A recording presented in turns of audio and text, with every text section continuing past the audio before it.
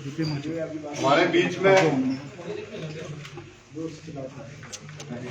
कांग्रेस के पूर्व के कार्यकारिणी अध्यक्ष एवं पूर्व में रहे मंत्री श्री हर्ष महाजन जी जो हमारे बीच में है, हमारे जिला कांगड़ा के अध्यक्ष चंद्रभूषण दाग जी, सचिव सचिन जी और मेरे साथ विष्णु जी। मैं श्री महाजन जी से अनुरोध करूंगा कि वो प्रेस को संबोधन करें। धन्यवाद। प्रेस के सभी मेरे बंधु भाइयों, यहाँ भारतीय जनता पार्टी के district president, media in charge, secretary साहब उपस्थित है, धन्यवाद। आज आप यहाँ भारी संख्या में उपस्थित हैं। मैं भाइयों 45 साल मैं कांग्रेस में रहा, 20 साल की उम्र में NHY और मेरे पिताजी भी 10 साल स्पीकर रहे विधानसभा के, तकरीबन 80 साल मिनिस्टर रहे और 5 इलेक्शन लड़ी उन्होंने डलहौजी कॉन्स्टिट्यूंसी के, और हम खानदानी कांग्रेस।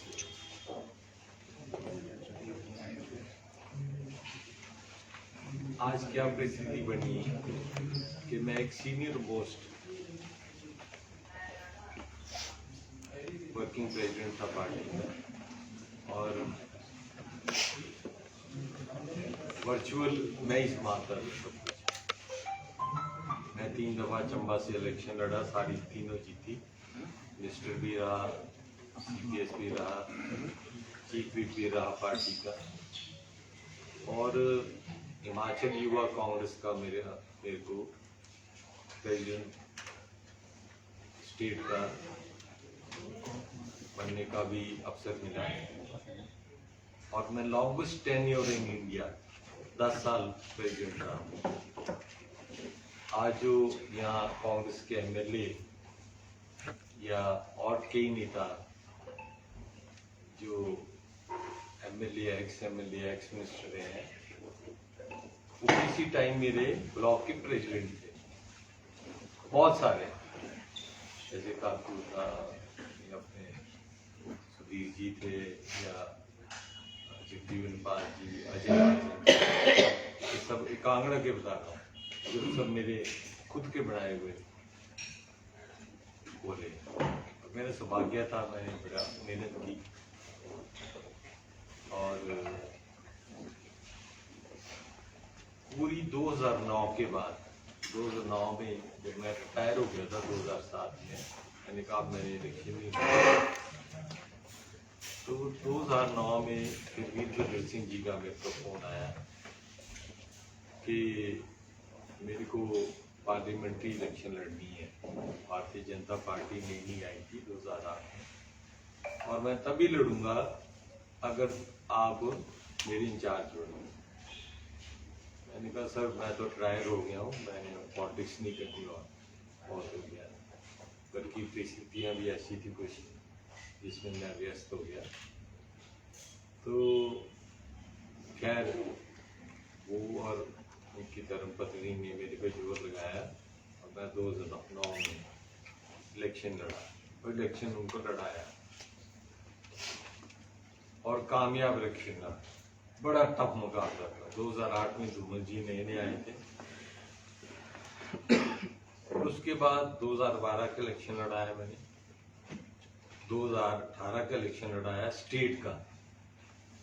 सब चीजें मेरे हाथ से गुजरी। 2012 में भी बड़ा डिफिकल्ट पीरियड आया। डिफिकल्ट पीरियड इसलिए आया था, राज साहब को मिनिस्ट्री से निकाल दिया गया, उन्होंने त्याग पत्र दे दिया, तो छोड़ दिया। पहले स्टील से बदला, फिर उनको खादी बोर्ड दिया, फिर कोई चार्जेस लगे तो उन्होंने इस्तीफा दिया और बिल्कुल साइड लाइन कर दिया। तो जब साइड ही लाइन कर दिया तो हमारे पास कोई विकल्प नहीं बचा था। हम एनसीपी की लीडरशिप से मिले,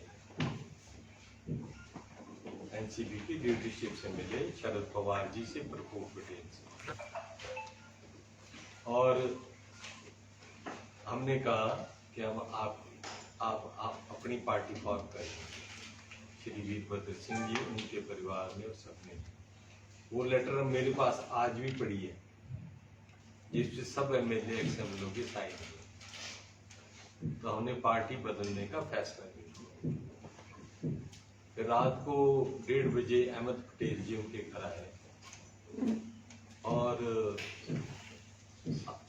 मेरे से पूछा गया किस तरह से आप मानेंगे कि पार्टी नहीं तोड़नी है। मैंने कहा आपने इज्जत मान तो दिए नहीं, तो सारी स्टेटों में बड़े लीडर खत्म कर दिए, अब हमारी भी बारी आ गई है तो हम भी कोई अपना अपना रास्ता तो देखेंगे। तो मैंने उनको ऐसे ही कहा, कौल सिंह जी प्रेसिडेंट है, इनको उठा दो और इनको बना दो राज साहब, वहां मान जाएंगे। ये हिस्ट्री है, मैं आपको जो बता रहा हूँ, शायद ही किसी आदमी को बता। तो हमारी रात को बात हुई, उन्होंने रात को 2 बजे सोने गांधी को उठाया और ये कहा कि तभी ये हो सकता है, अगर ये आपको रखने हैं तो आप कौल सिंह जी को बुलाओ अगले दिन, उनसे रेजिग्नेशन लो और वीरभद्र सिंह जी को प्रेसिडेंट पीसीसी बनाओ। तो अगले दिन ऐसा हो गया। जब हो गया तो हमने वो इलेक्शन भी वीरभद्र सिंह जी ने जीता और फिर सरकार बनी। वो सरकार बनी और मैंने तो इलेक्शन लड़ाया, इसलिए मैं खुद नहीं लड़ा। अब ये राज साहब ने कहा आप लड़ लो, कोई बात नहीं। मैंने कहा अगर मैंने लड़ लिया तो संभालेगा कौन पीछे से।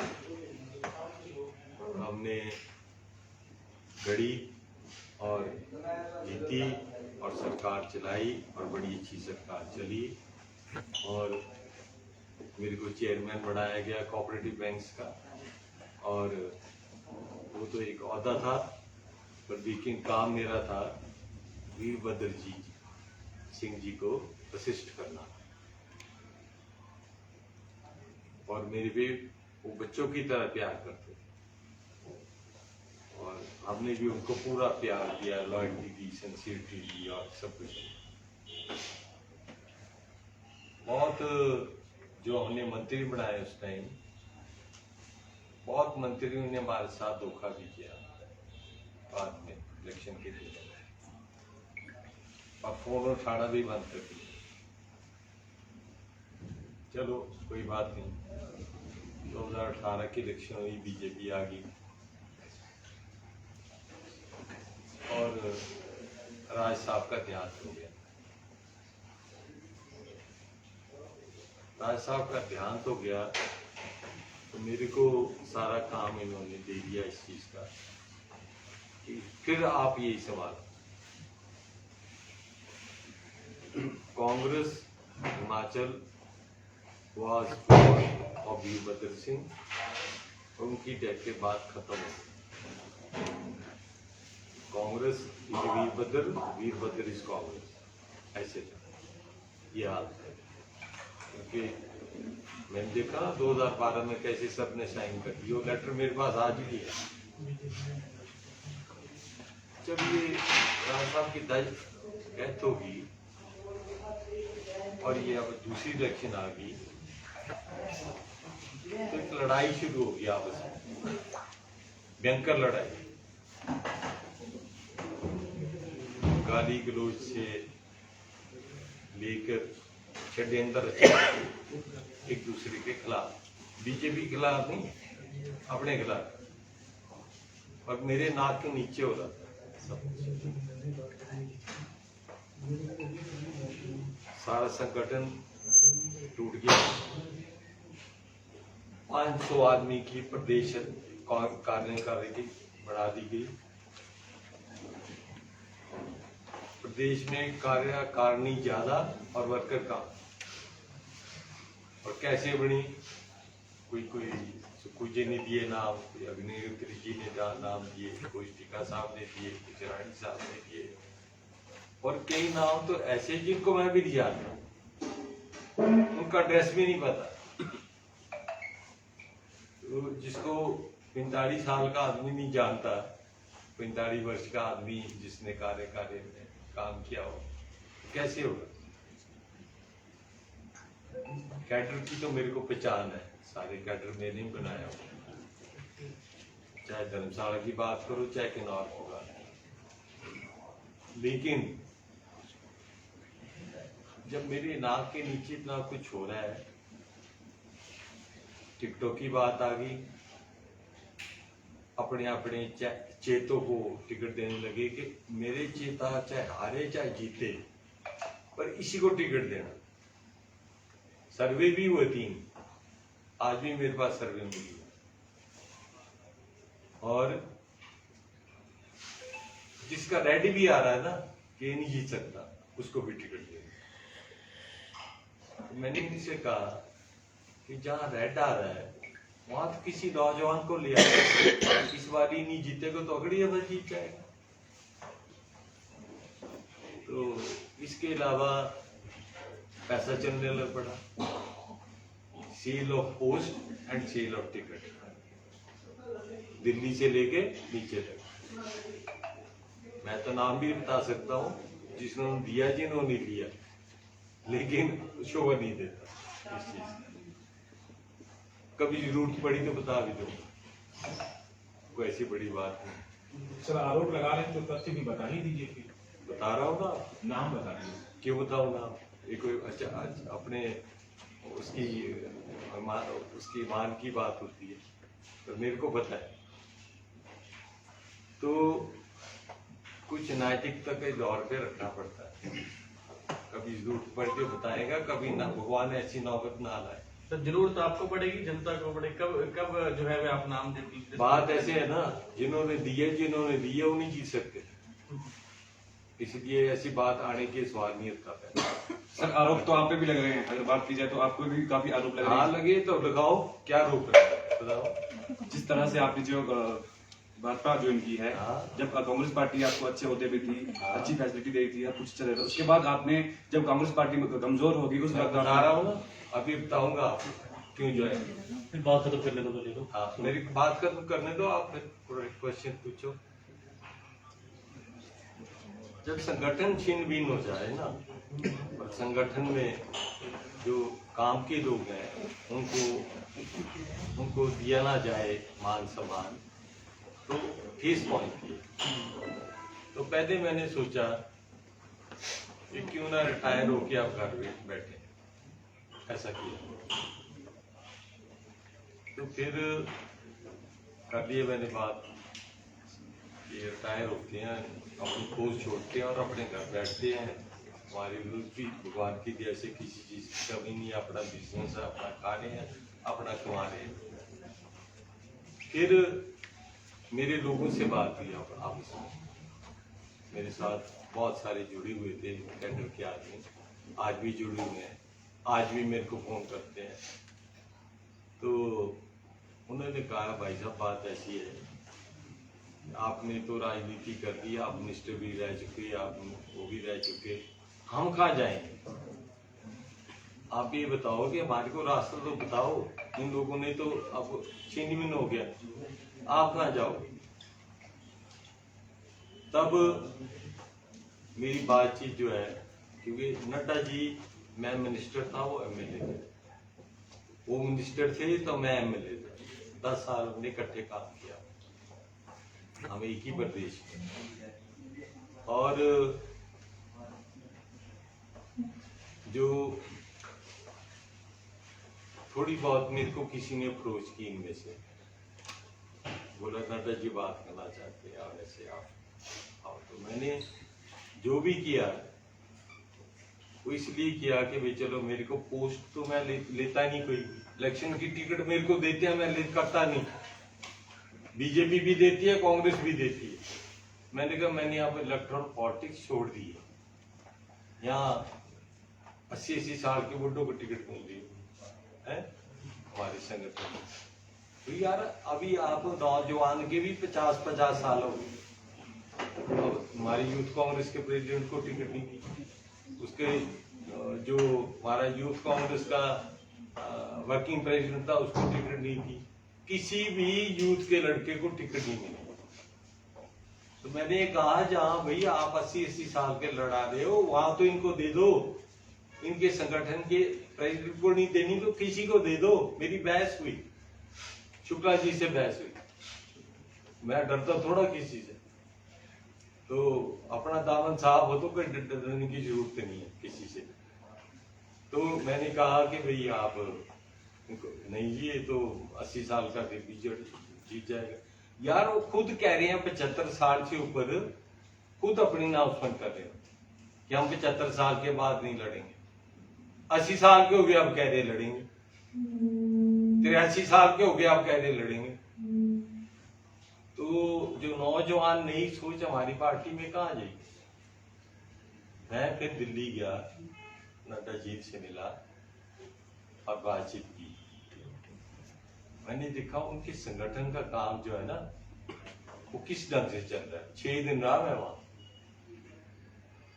और उनके घर भी गया, ऑफिस भी गया, अपने आप खुद लेके गए मेरे को। अमित शाह जी से भी मिलाया, पीयूष गोयल जी से भी मिलाया। उनके घर में भी दफ्तर बने हुए हैं 20-30 कमरों के संगठन के लिए, और वो 24 घंटे चलते हैं, मतलब 8 to 8 मतलब 30 आदमी का स्टाफ रात को भी है दिन को भी है। मैंने कहा यार कमाल है कि तू आप सोते 2-3 घंटे सो लेते।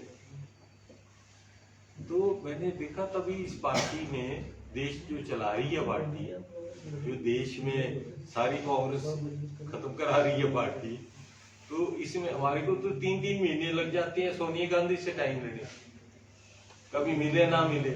मैं राहुल जी को पता नहीं अन्य दफा मिला, तो उनको कभी मोबाइल से फुर्सत नहीं, कभी वो सुनते हैं फिर बोलते हैं कि हाँ इधर सोना इधर निकाल देंगे, कोई एक्शन नहीं पार्टी। फिर जब ये बात अनदेखी हो जाए, अनदेखी, तो आदमी फ्रस्ट्रेशन में कुछ ना कुछ करता है। जब आप दीवार पे लगोगे ना तो पीछे को आप, मेरे को अभी कुछ नहीं चाहिए बात बीजेपी से। मैं वहां जाके इनकी पार्टी का सारा हाल देखा। अमित शाह जी को मेरे पास नड्डा जी खुद लेके गए मेरे को। मैंने सारी हिमाचल की डिस्कशन की को 20 मिनट, और 20 मिनट के बाद उन्होंने मेरे को काउंटर क्वेश्चन कर दिए हिमाचल पे ही। मैं कहा यार वो he is like a computer. उनका मतलब 9:30 बजे हमारी बात हुई, 10 बजे 10:15 तक हम बैठे रहे। ही काउंटेड भी। जब मैंने कहा जी आप हमारे को थोड़ा सा वो होगा कि ओपीएस एक है, कांग्रेस ने एक नारा दिया जिससे एम्प्लॉइज आकर्षित है और एक करना चाहिए। तो ही टोल्ड मी कि महाजन साहब आपने 2018 में तो आप ही ने बनाया था मैनिफेस्टो। मैं कहा sir I was the head of the manifesto. तो 2018 में आपने नहीं डाला था ओपीएस। मैं कहा डाला था, मेरे को याद आ गया, मेरे को वाकई भूल गया था। 2018 के मैनिफेस्टो पे भी हमने ओपीएस डाला था, पहला, सबसे पहला। और ओपीएस के बारे में उस टाइम एम्प्लॉइज ने भी हमारे को साथ किया, पर हम जीत नहीं सकते। मेरा घनिष्ठ रिश्ता है एम्प्लॉइज के साथ। आज जब मैं बात करता हूँ, छत्तीसगढ़ के सीएम आए, हमने अपनी स्टेट में ओपीएस जब कर दिया। मैं कहा सर बात ऐसी है, पत्रकार को जब जाते हैं कम से कम मेरे को तो पता हो कि ओपीएस का किया आपने, ये महिलाओं का किया आपने 18 से 60 साल तक, तो इसकी वर्किंग क्या है। कि आप तो मैं उस टाइम का Shri Ram college of commerce का पढ़ा हूँ, बीकॉम ऑनर्स किया, एमबीए किया, मैं नौकरी किया है, तो कुछ पता तो हो इसका इकोनॉमिक्स क्या है। या एक दफा अनाउंस कर लेते हैं, उसके बाद देखेंगे क्या बनता है। मैं कह यार ऐसे थोड़ा होता है, कोई तो पूछ ही दे मेरे से पत्रकार, मैं पार्टी का अध्यक्ष हूँ, कार्यकारी अध्यक्ष हूँ, कोई लेट अस डिस्कस के भाई इसका बजट क्या होगा, ये आएगा कैसे।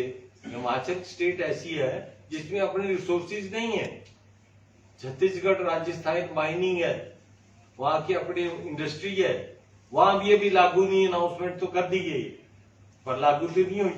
तो मैंने कहा यहाँ जवाब क्या देंगे जब एम्प्लॉयज बोलेंगे कोई वहां तो लागू की नहीं, यहाँ दे देंगे। तो इस चीज का किसी के पास, छत्तीसगढ़ के सीएम के पास कोई जवाब नहीं था। आपको पता है 18 से 60 साल तक जो लेडीज को 1500 रुपया बोला है वो 22.5 लाख लेडीज हैं। सेंसस से मैंने कैलकुलेट किया है, करवाया है, 22.5 लाख लेडीज हैं। उनको अगर 1500 रुपया महीना देंगे तो 4000 करोड़ रुपया पर ईयर जाएगा। हिमाचल दे सकता है? फिर ये कहने लगे बाद में कैटेगराइज कर देगा, बीपीएल को कर देंगे।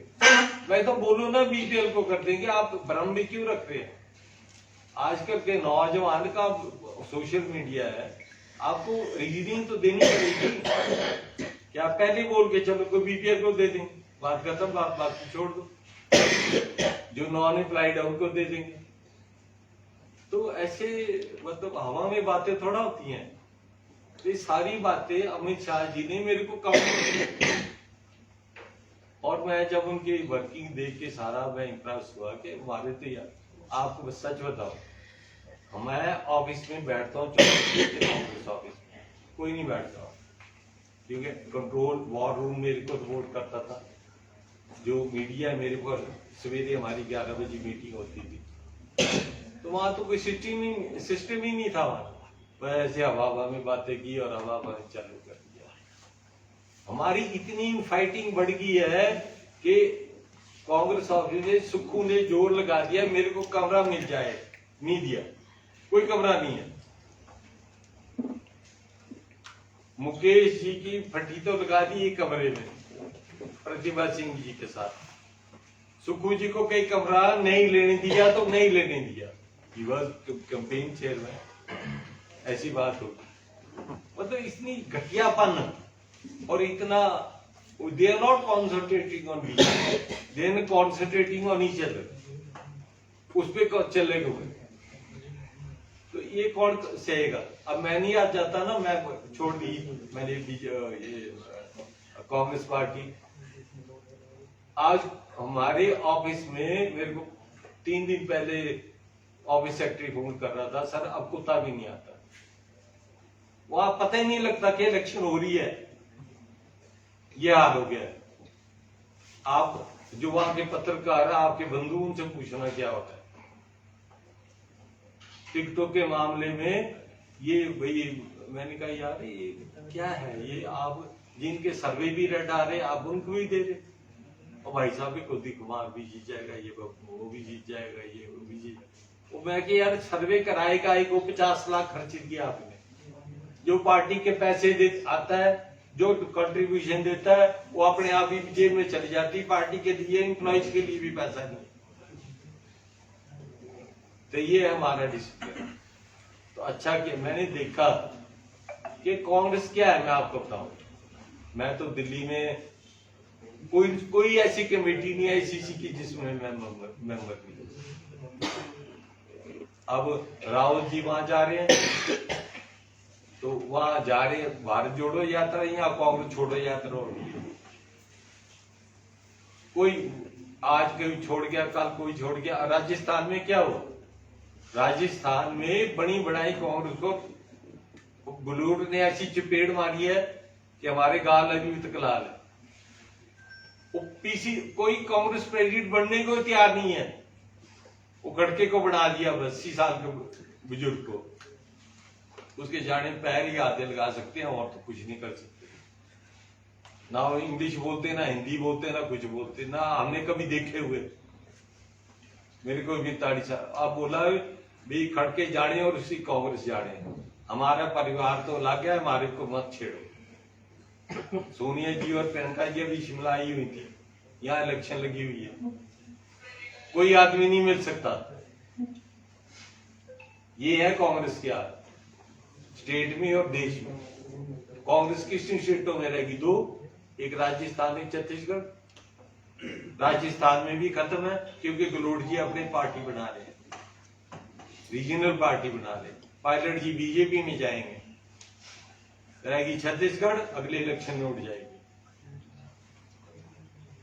तो ये जो है सिस्टम, मैंने देखा कि भारतीय जनता पार्टी में काम करने का सिस्टम, उनका फ्यूचर हमारा यही है। मैं ना कोई पोस्ट लूंगा, ना मेरे को जरूरत है। ये है कि हमारे साथ जो लगे हुए हैं लड़के, आज मैं यहाँ बैठा हूँ, कोई शिमला में रिजाइन कर रहा है, कोई चंबा में रिजाइन कर रहा है, कोई किन्नौर में रिजाइन कर रहा है, मेरे को पता ही नहीं है, करी जा रहे अपनी मर्जी से रिजाइन। तो ये आज कांग्रेस के हालात है। और भारतीय जनता पार्टी, मोदी जी की वर्किंग, शाह जी की वर्किंग, खासकर नड्डा जी हमारे स्टेट के अपने एक वो है अध्यक्ष हैं, और वी आर प्राउड के इस छोटी स्टेट के अध्यक्ष को यहाँ साथ किया। मेरे कोलीग रहे हैं। मोदी जी जब इंचार्ज थे हिमाचल के, मैं यूथ कांग्रेस का प्रेसिडेंट था। तो मतलब वर्किंग में तो मजा आता है ना। कोई डीसी, कोई आपके पास लिखित आ जाए तो आप ही बोले यार ये डीसी तो फेल है। कोई अच्छा आ जाए तो लगेगा हाँ यार ये तो बड़ा वेरी एक्टिव। उन्होंने पूरे हिंदुस्तान में पार्टी चला दी है, अपना संगठन मजबूत कर दिया है। हमारा संगठन रहा ही नहीं। एसीसी के दफ्तर जाओ, आपको मिलने को तैयार नहीं कोई। हमारे यहाँ शुक्ला जी आते हैं, राजीव शुक्ला जी, वो 5 स्टार से नीचे नहीं के सेक्शन में ठहरेंगे, ना कभी अंदर जा सकता है, ना कोई बाहर आ सकता है। या आएंगे धर्मशाला तो कहाँ ठहरेंगे? वो ऊपर है ना कि जंगल में रेडिसन नहीं याद तो मेरे को ढूंढते ही 2.5 घंटे लगे है कहाँ। तो ये है हमारा कल्चर, फिर ढूंढते रहो, फिर उनके कमरे के बाहर खड़े रहो। यार हम भी इज्जतदार आदमी है, हमने कोई किसी का खाया थोड़ा होगा। We are respected in own respect, तो अपने आप पे आप दोगे रिस्पेक्ट तो लोगे। तो अब रिस्पेक्ट नाम की चीज नहीं थी। मैंने राहुल गांधी जी इलेक्शन के बाद आए शिमला, तब मैंने कहा कि हम 8 सीटों में जमानत जब्त होगी 18। मैंने ये कहा उनसे कि सर आप कम से कम ये तो देखो इन लोगों की रिकमेंडेशन किसकी है इन सीटों की, और कम से कम they are not your friend. वो आपके फ्रेंड नहीं हो सकते, वो दुश्मन नहीं होंगे। हाँ मैं पता करूंगा, कुछ क्या पता करूंगा, कुछ उनका ही नहीं पता। तो ऐसी बात है। बाकी तो इसलिए मेरे पे क्या एलिगेशन, मैं अपना कमाता खाता हूँ ना। मैंने इतने साल राज किया, एक आदमी बोल दे भी इसने चाय का प्याला भी पिया। मैंने एम्प्लॉयमेंट दिया है, अपने डिस्ट्रिक्ट में दिया है, सारे डिस्ट्रिक्ट में दिया है। मैंने हजारों लोग भर्ती किए। मेरी इंक्वायरी हुई भारतीय जनता पार्टी में भी हुई 3 दफा कि इसने इतनी एम्प्लॉयमेंट कैसे कर दी। हजारों आदमी लगाए मेरे नाम की है, पोस्टें भरी हैं, ऑन मेरिट भरी हैं, सारी भरी ही थी। जो खाली पोस्टें भरती सारी, जहाँ क्रिएट करनी थी क्रिएट कर दी। मेरे को टैक्ट था पता कैसा काम करना, कर दिया। इंक्वायरी करा दी मेरी, तो क्या निकला? कुछ भी। विजिलेंस की इंक्वायरी टैक्स की मैंने, कोई ये हेरा फेरी हमने घर से पोक के लगाए पैसे, अपने किसी के आसार नहीं दिया। अब भारतीय जनता पार्टी में आए हैं तो इनका भी संगठन का काम करेंगे। ये बात सर, हर्षवर्धन चुनाव लड़े? नहीं, बिल्कुल नहीं। मैं जब 2007 में इलेक्शन लड़ना छोड़ दिया तो मैं आपकी टिकट जैसे नहीं हूं कि मैं अपनी टिकट के पीछे भागूं। वहां सोनिया गांधी ने उनको रिफ्यूज कर दिया। सुधीर जी, मेरे को अफसोस है कि सुधीर जी अब लड़ना चाहते हैं चुनाव दोबारा। पहले तो उन्होंने बाईपास कर दिया, वहां मीटिंग में सोनिया गांधी ने कह दिया इनको टिकट नहीं देंगे। सोनिया गांधी ऐसे वैसे तो बोलती नहीं या मेरे को वो भी याद है जब 2018 में गद्दियों पे लाठीचार्ज हुआ था यहाँ धर्मशाला में, तो मैंने ही बोला था कि बहुत गलत हुआ है, तू जाके माफी मांग। हमारा तो बच्चा है, कोई ऐसी बात नहीं है। तो ये उस टाइम मैंने कहा था जाके माफी मांगो इनसे, इनको बोलो गलती होगी, चाहे पैर पकड़ जाए कुछ पकड़, कुछ नहीं हुआ। मैं चंबा का एमएलए रहा हूँ, गद्दी तो मेरे साथ है, 40% पॉपुलेशन गद्दी है। मेरी कूर छतराड़ी पंचायत मेरी है, जहां से गद्दियां आए हुए सारे चंबा के हैं। मैं तो उनके फंक्शन में जाता हूँ, उनके ब्याह शादियों में जाता है। मेरे फादर की मित्रता उनके साथ थी जो मैं निभाता हूँ। तो मैंने कहा यार तू कम से कम यहाँ माफी तो मांगो, कोई रिस्पॉन्स ही नहीं। महाजन साहब, कांग्रेस ने कहा कि महिलाओं को हम 1500 रुपया देंगे। यहाँ हम आपसे एक चीज समझना चाह रहे हैं कि मौजूदा हालात में सरकार 74,000 करोड़ रुपया के कर्ज में, हिमाचल का हर एक व्यक्ति आज कर्जदार है। जब आपकी सरकार थी, आपने बड़े सारे अपनी उपलब्धियां आपने बताई कि मैं इसका एचओडी रहा, मैंने ये किया। जब आपकी सरकार की तकरीबन 63,000 करोड़ रुपया कर्ज था, तो आपने उस समय ये आकलन क्यों नहीं लगाया कि कैसे हिमाचल प्रदेश कर्ज से बाहर आएगा और क्या करना चाहिए?